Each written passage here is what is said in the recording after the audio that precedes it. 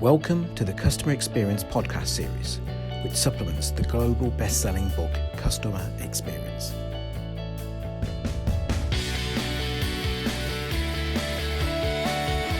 Hi there, Ruth. Thanks for joining me on this podcast. Would you like to just introduce yourself to the listeners, please? I'm thrilled to join you on the podcast. And yes, I'd love to introduce myself. Thank you, first of all, for spending time with us on the podcast. My name is Ruth Crowley. I'm currently brand strategy executive with the Hudson Group. Previously to this, I was with the Lowe's Home Improvement Company, which is a Fortune 100 company in the US. I've also worked with brands like Harley Davidson, Nickelodeon, M&M Mars, and the Host Marriott Corporation. So I have a diverse experience and love to help share some of that knowledge with someone. I'm from Ireland, living in the US, and thrilled just to share some of our information and insights with you. Brilliant. Yeah, no, Ruth, you've experienced quite a few things in your career. I was having a look at your LinkedIn profile, and coming to customer experience, coming into these kind of roles, you've seen quite a few things. Could I ask you, are there some fundamental principles that you believe in around business, around customer experience, maybe? Well, I think it's, first of all, I think you're 100% right. There's fundamental principles in everything, but I believe that if you're in any business that serves the customer, whether it's retail, consulting, any sector that you choose to engage in, everything has to be centered around the customer, around the end user. And that's one of the big principles. You know, I've had a lot of companies tell me, oh yeah, we're completely customer focused, but in fact, they're focused on adopting the objectives to who it is they want to serve. They were adapting what they want to sell to the customer, as opposed to defining what the customer wants and applying their model to suit that and make it a win-win situation. I would also tell you that one of the fundamental principles for me was engaging from an executive sponsorship in it. Because if you don't, then you have a loss at the end of the day. If there's another initiative that comes into play, and it's happened to me, where everybody fully agrees that they're customer focused and you want to make a great experience, but then you have a serious sales shortfall, for example, and everybody changes their focus to be focused just on driving sales, where I believe sales are an outcome of providing an exceptional customer experience. The last one I'd share with you is that getting people involved in understanding why experience is important and what it is and how they're absolutely critical to the overall success as one of the primary points of contact with customers. I would say that that's also a fundamental priority for me. Great. I mean, there's three pieces of great advice there. The one I'm going to just repeat what you said. You said something to the tune of sales are an outcome of an outstanding customer experience. Could you just dig into that a little bit for me, please? And maybe also say why, the example you gave was great. We've all been in that meeting where, the senior guy is saying, or the senior girl saying, we've had a bad month, drop everything, get the numbers in. Could you just explore that for me, please? I can, of course. So I believe that if you have a good infrastructure, sales are an outcome. If you have good people in the stores or in your consulting group or in your business environment, whether it's an office or a service place, that the outcome is defined by the people. And I've had several experiences personally, where we profess to be focused on creating an optimal experience.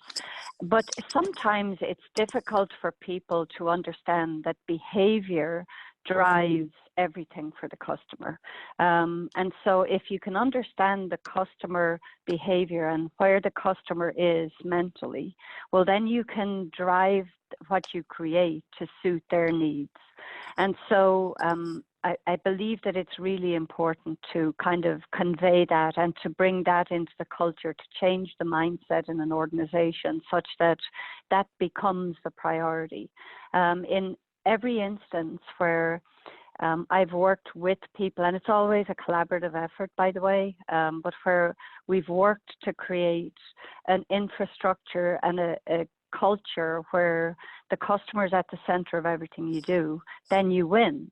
If the focus is just on sell this product or sell this portion of something, then it's a singular focus and it's short term. Whereas if you have something that's part of a bigger ecosystem, then it's much easier and much more sustainable results down the road, because it's part of a solution as opposed to just one item you're trying to do. Okay, I like that. I really like that. Thanks. And again, you know, you get the depth of experience there that you've been involved in.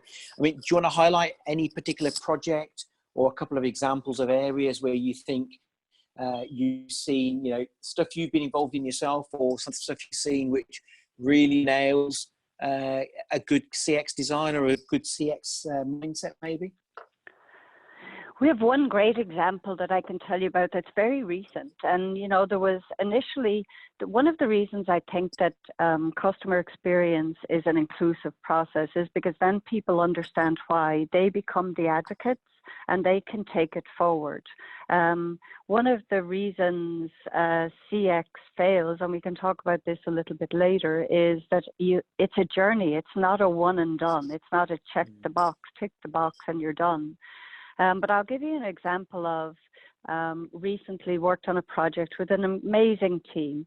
We were working on a store design. How do you change the structure within the store to, first of all, make the service experience more efficient, but also to elevate the overall flow through in the store, etc.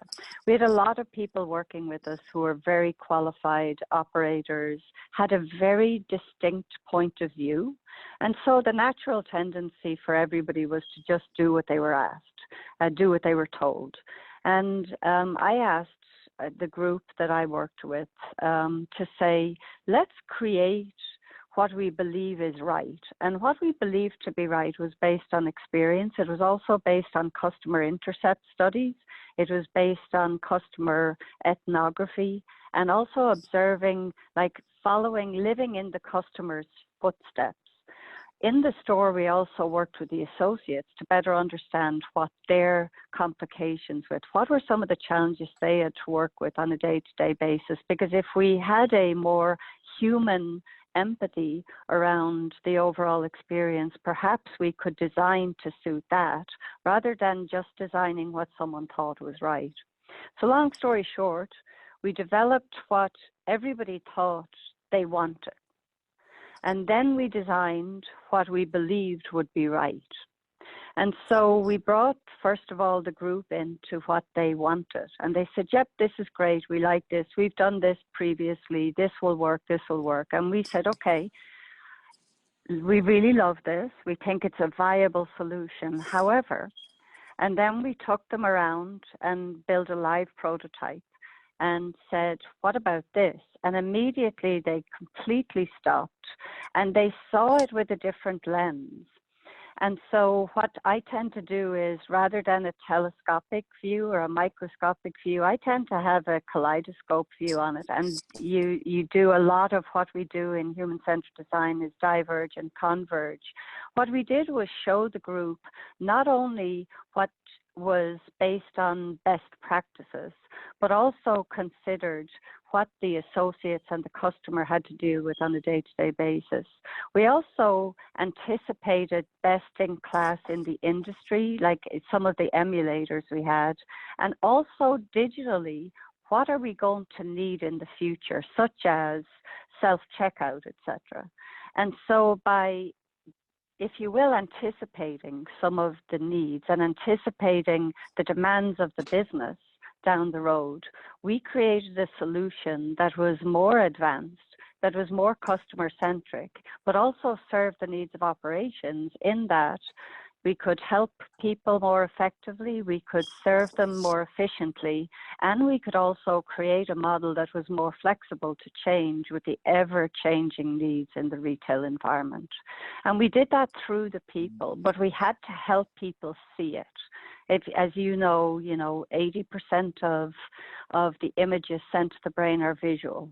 And if we could connect that visually so it became something they could resonate with, then it made it a lot more material. And of course, we went ahead, and I'm going to bring you forward to the end of the story now.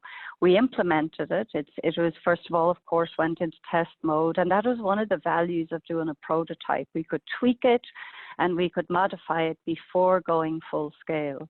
But the revised solution went into test. Results are 30% up. People are happier, associates can serve more, they feel more equipped and informed, and the results are up. So long term, the customer experience and keeping that at the center of our focus was completely the right thing to do. Yeah, I like that. I mean, I was scribbling notes down as you were talking of follow-on points. I also brought a quote which I really like, and you talked about that. It's a quote from Steve Jobs, who said, you can't just ask customers what they want and then try to give it to them, because by the time you've built it, they'll want something new. And the bit you talked That's about, exactly which is right. really good, and I think people get wrong, is the whole, prototype, show them, let them really touch and feel the idea. And then the other thing you talked about was future proofing. I thought those are two really good points that a lot of people get wrong, don't they?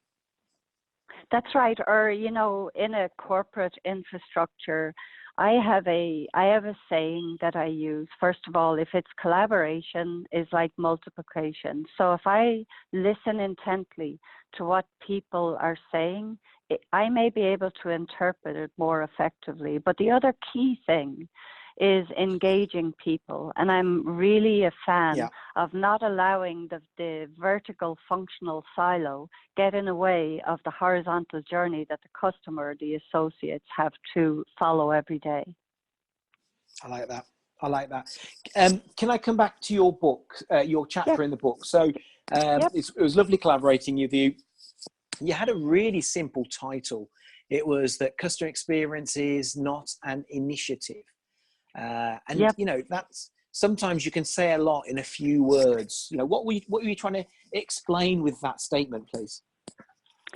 And so, I hope that the listeners today will absolutely go and get the book, because I can absolutely promise you it's an amazing resource tool with practical input from people who have lived the experience. So it's just a great experience. Also, not convoluted. I mean, it's very simple, very straightforward. But for me, exactly what you said, customer experience sounds simple, but it's not easy. And it's not an initiative, which is, again, why so many people get it wrong, because they think it's a tick the box. They think you just do a project and it's over. Whereas if you consider it like a continual journey, you can have more long-term results.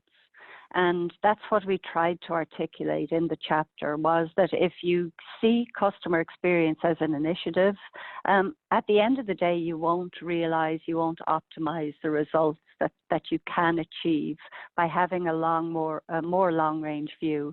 The other piece is that we've always talked about doing small steps first and understanding the journey. And we talk about that a little bit, like how considering the journey and where the gaps are, how you can really build something and build momentum to drive performance over time. Yeah. Good, thank you. And I'm going to pick up another statement you make in your chapter as well. Changing the culture requires unrelenting focus. It takes time. It's not something you can deliver overnight. Absolutely not. And the engagement of people is what, for me, has always helped make it work. Not only people on the line, but also part of my job was to educate executives. They used to think, customer experience is very soft. And, I like when you talk about this emotion, but it's a bit soft. Whereas in fact, what you learn if you really consider human-centered design methodology is that it's based in psychology, and emotion drives behavior. And if you can get that into the mindset, it'll really help drive it. And I remember with one of my leaders once, we talked about, and he said, well, why should I even care about it? And I said, here's why, because as an organization, you have to differentiate. There's such a proliferation of offers available in the industry today. You have to be able to differentiate and be able to resonate above the noise for the customer. I shared with him that in 2000, 50% of the companies in the Fortune 500 in the year 2000 are no longer in business. And by 2025, just give me that stat. Just give me that stat again, because I think that's quite a powerful stat. I'm going to, yeah, and it becomes more powerful. 50% of the companies in the Fortune 500 in 2000 no longer exist. Wow. And by the year 2025, 42% of the current companies in the Fortune 500 will cease to exist. And so when trying to encourage people to consider a more fact-based, a more analytical, a more experiential view of the customer, the big question is, do you want to be a statistic, or do you want to succeed for the long term with the customer? And that was generally all I needed. And Wow. there's also so many facts, like the long-term value of a customer who feels that they have a good experience with a brand is 30% higher on average than those companies who don't have a high customer experience. And one of the things we can share on the screen is some of the impacts. With my recent leader in my prior company, we shared that 1 point improvement in a customer experience index could generate additional millions of dollars. And I think that that can be adopted and applied across a spectrum of brands, but there's so much industry evidence and statistic to show that it can be. This is why we think customer experience is the wave of the future, why you're going to hear more about it in 2020, because it's a differentiator, and it's how you create a long-term value, a long-term relationship with your customer. Definitely. And that, when it comes down to that dollar note sign, it really gets people's attention. And, there's so much evidence to support what you're saying. That small change, in experience and enjoyment leads to massive benefits to a company's bottom line. You're 100% right. There's a current study that says that 70% of customers will reject a brand, will just abandon it if the experience isn't simplified and seamless for them. And I think that's the one thing I would urge everybody to consider is it's not just one element of the experience. Like everybody used to speak about an omni-channel experience, and it's one of the terms. It's one of the terms in the industry that drives me the most crazy is omni-channel. And for me, it's about the total customer. We have to balance this chasm between digital minds and analog hearts, because for the customer, it's one unified experience, and we have to keep it that way. Yeah, absolutely. Omni-channel, unified experience. These are terms which are used widely, but I do think that people don't tend to understand that. And the bit you said at the end, it's one experience for the customer. I think that's sums exactly it up well. right. Yep. Like my joke, and if we do conferences, is when is the last time you said to your husband, your partner, your puppy, your child, oh my goodness, I had the most amazing omni-channel experience today? You never say it, but you can say that you have had an amazing experience with a brand. And it's usually, that's one of the things with the customer experience, is it's tied to the customer's perception of how they feel with the brand. One last interesting fact for people, which will hopefully help energize a further commitment to customer experience, is that 80% of company executives, and this is executive across all business sizes, but 80% of executives believe that they are on the right track providing a good experience for their customer. Yeah, and You the ask the stats tell us they're customer, not. well, and 18 to 20% of customers agree. Mm. And so the gap represents a huge opportunity. Yeah. That the objective for us is, how do we maximize that opportunity? How do we be more absolutely relentless about focusing on that to drive results and drive success over time? Yeah, I mean, I was doing a workshop on Wednesday this week, and one of the questions I got asked from one of the delegates is a common question. You know, what do you do when you get a customer who complains? You know, do you always apologize? And I said, well, the reality is, when you've got a complaint, it's a good opportunity to learn and fix things. But the basis of a complaint is that their expectations and your brand haven't matched. You know, so yes, there is a miscommunication, and I do tend to recommend you apologize, even if you don't think it's your fault. But that gap you described is huge, you know, 80% to maybe 20%. That's 80% and less than 20. The other one is that the customer, even sometimes, for me personally, if I have a customer who's unhappy, the first and most fundamental thing is to say, I understand your concern. Because the customer wants to be treated like a human being, which they are, and they want to feel valued. I had a situation personally Black Friday, worked in stores Black Friday, and people came and they thought that they'd buy the specials of the day, which were gone, of course, in the first 2 hours, which is part of the plan. And I said it to one customer, I understand your frustration, but let me explain how this was planned. And they understood. They said, oh, I think I'm just going to go then. I said, no, come with me. I'm going to help you find other solutions, because at the end of the day, we're not just selling product or service, we're researching need. Yeah. And by engaging with the customer in a human way, it can help ensure that we build a relationship over time. And what you've said, Naeem, is absolutely critical, because the customer is going to evaluate you not just on where you sit in the market, but how they compare you to everything else they experience. So the lens has become wider, and we have to learn to be more effective filling the needs.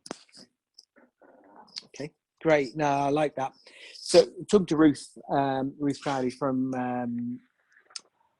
the US, although she has a very strong Irish accent. Ruth, when your career does eventually come to an end, is there a big mission or objective that you want to try to achieve with all of your work? Well, in all of the work, I want to help people understand people. I would like to ensure that we raise the level of humanity. Even in the current work, we try to ensure that we're conscientious about, I love to work with kids, first of all. And so even on the retail spectrum, we're trying to understand, how do we engage kids? I do a lot of work with the University of North Texas. How do we bring more people into the business in order to maintain a strong business framework for the future? And so my goal would be to help people help people. And that would be probably after I'm finished a full-time job. Full-time goal from the heart would be to help people help people. I like that. So if people want to get in contact with you, Ruth, based on what they've seen on what's the best thing for them? How is the best way to get in contact with you? Is it LinkedIn, one maybe, of the best or Twitter? Yeah, or what LinkedIn would be. My preference is always LinkedIn, and then we can take it from there. My LinkedIn information is provided, and we can go from there. From there, I can provide my mobile phone, or we can provide my personal email address. But LinkedIn is always a great framework to do it. Perfect. And obviously, we're not sitting in the same place at the moment. Just tell me where you're sitting at the moment. What can you see? How's your day been so far? What I'm sitting is in on the East Coast in the US. It's a little chilly outside, but I just came last night from Las Vegas. And so you have this absolute violent assault on the senses to something that's a little quieter and a little more focused. Currently working on some major brand initiatives. And so, again, working with people who are smart and curious and helping them create a model for the future. So it's a good day. Every day is a good day that you learn something. So that's why I'm here. Brilliant. Okay, well, look, thank you for your time today, Ruth. I think there was a lot of really interesting knowledge that you shared in comments. And the one that I'm really going to think about and take away is one of the earlier statements that you made about the fact that, you know, you get good sales as an outcome of an outstanding customer experience. And the other one, you know, you just reminded us about the fact that emotion drives behavior, you know, and so many people, when their branding and their design, don't focus on that enough. Anything else you want to add as a last comment? It's a miss. I just wish people success, and I hope, and again, it's not a shameless plug. I've read a lot of books, and the reason for working with this group on this customer experience book is to leverage a lot of experience and shorten the learning curve for our audience. It's very practical. It's not long-winded, convoluted hypertension. It's pure, practical, relevant nuances to help them get along the journey more quickly. So hopefully people will do that, buy into it, and enjoy every single minute of it. Definitely, definitely. Well, look, thank you for your time. It's been lovely to speak to you. No worries. And I'm sure we'll speak to you soon again. Brilliant. Absolutely, Naeem.